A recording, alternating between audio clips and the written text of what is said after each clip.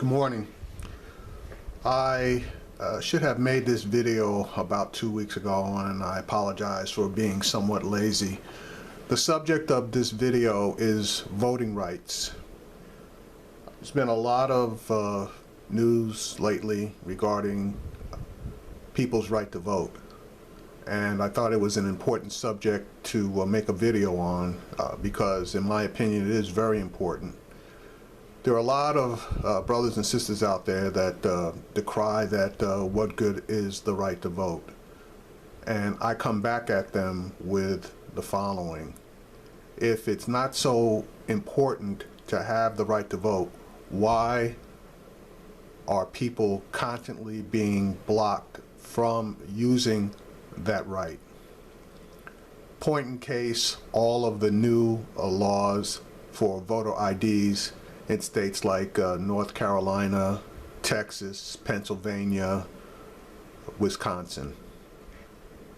Now there are a lot more. I believe there are either 17 to 24 states that have enacted new voter ID laws of varying proportions. Also should be noted that even in states where they haven't gone crazy with brand new voter ID laws, there is a calculated effort to stop people from obtaining the necessary identification to be able to register and vote. Point in case is Alabama. In the news recently, there have been stories of what Alabama is attempting to do in order to block the majority of its black voters from obtaining driver's licenses or IDs in order to be able to vote. There is a particular stretch of the state of Alabama which is called the Black Belt. In that particular area, those counties, and I believe it's 19 counties that comprise the Black Belt, they have decided to close 18 of the 19 DMV offices. And as we all know, the DMV offices are where you obtain your driver's license and or an ID. In order for people served by those communities to obtain driver's license, renew their driver's licenses, or obtain IDs, they have to travel at least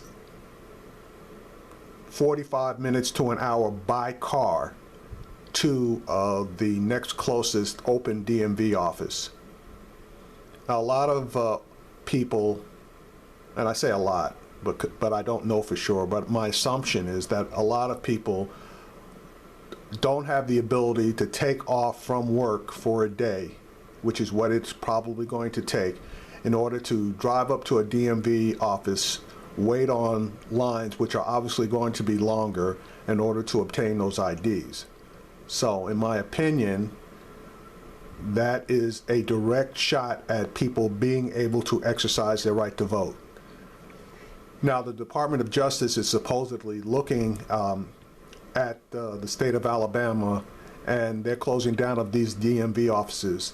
The state is claiming that because of budget issues, they are being forced to close down all of these DMV offices. But it's funny that only one DMV office in a majority populated white area is being closed, while again, I believe it's 17 of 18 or 17 of 19 offices in the black areas are all being closed.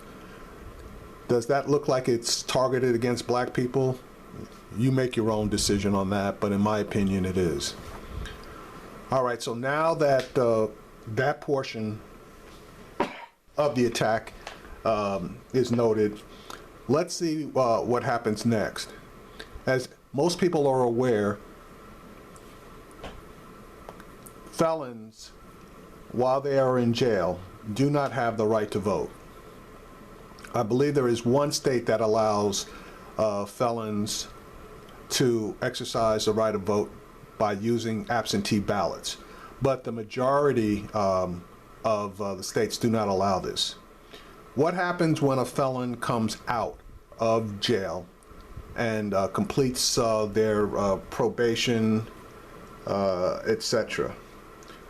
Fortunately, in 44 of the 50 states, once a convicted felon has returned to regular society, upon completion of their full sentence,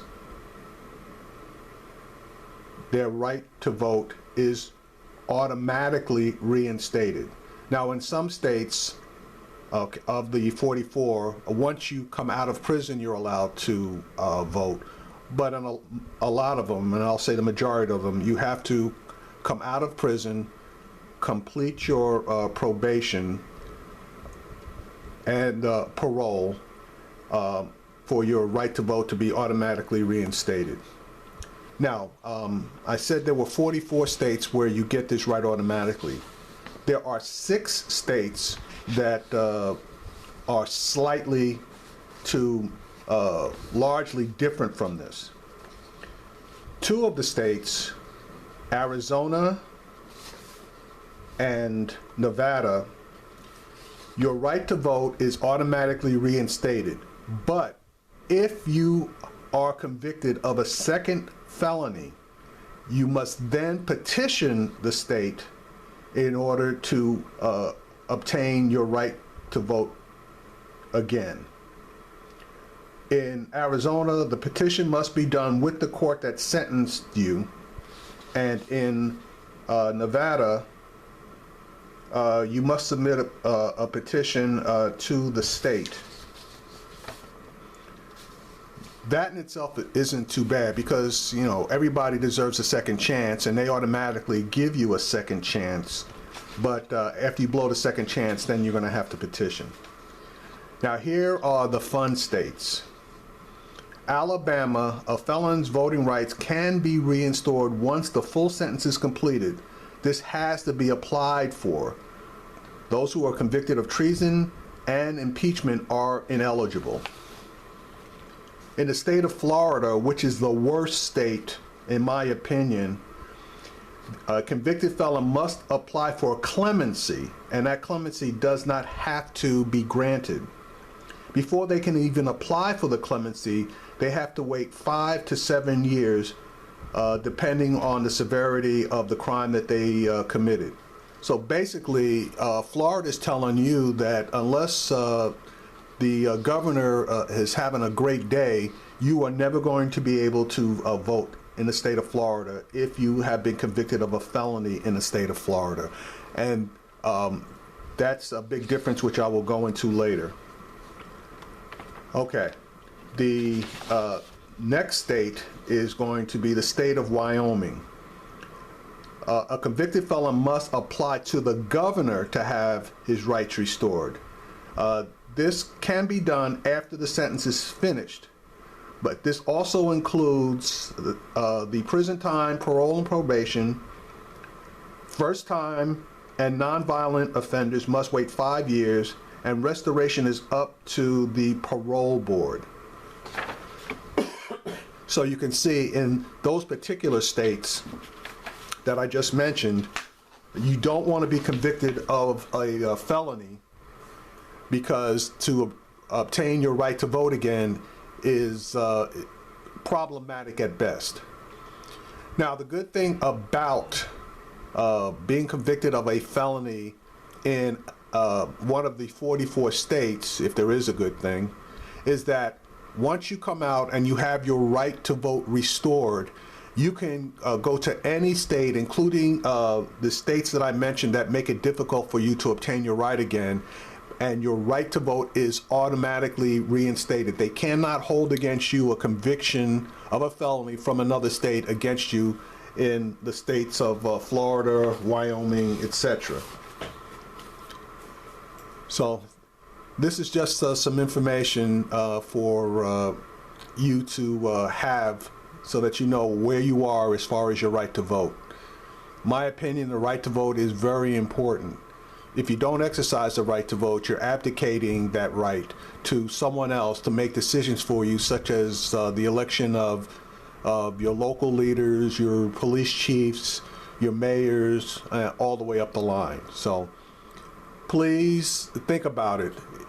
Even if you don't get the outcome that you're looking for by exercising your right to vote, at least you tried, which is better than someone sitting back and complaining that things are lousy, but they didn't exercise the right to vote.